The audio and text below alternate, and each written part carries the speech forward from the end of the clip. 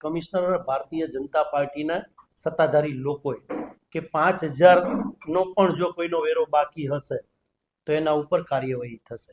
ત્યારે આપ મીડિયાના મિત્રોને દ્વારા આવનારા દિવસોની અંદર અમે આ બાબતે ભૂતકાળની અંદર પણ અમે ટકોર કરેલી છે કમિશનરશ્રીને, અને આપના માધ્યમથી કહેવા માંગીએ છીએ કે રાજકોટ શહેરના કોઈ પણ પ્રજાજન જે 5,000નો જેનો ટેક્સ વેરો બાકી હોય અથવા 25,000 બાકી કે 50,000 બાકી હોય, તમે 200 કરોડની લોનો લ્યો છો અને તાઇફાઓ કરો છો અને પ્રજાને હેરાન કરવાનું કામ તમને પ્રજાએ સત્તામાં બેસાડ્યા છે અને તમે પ્રજાને હેરાન કરવાનું કામ કરી રહ્યા છો.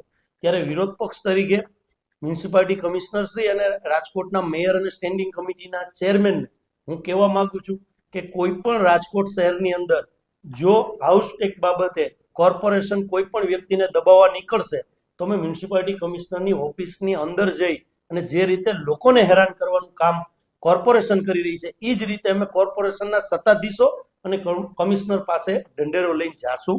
કારણ કે દેશની અંદર લોકશાહીની અંદર તમે આટલી જ બધી જો ચિંતા કરતા હો તો વર્ષો થઈ ગયા રાજકોટ મહાનગરપાલિકાને કે તમે વ્યાજ માફીનો એક પણ કાર્યક્રમ કર્યો નથી.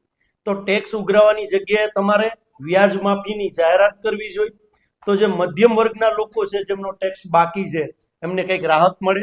અને 5,000 જેવી બાબતે જો મ્યુનિસિપાલિટી કમિશનર અને કોર્પોરેશન દબાવવા નીકળે તો એ પણ એક દુઃખનીય ઘટના છે. એના માટે અમે લોકોનો અવાજ લઈ અને કોર્પોરેશનને ઘેરવાનું કામ કરશું.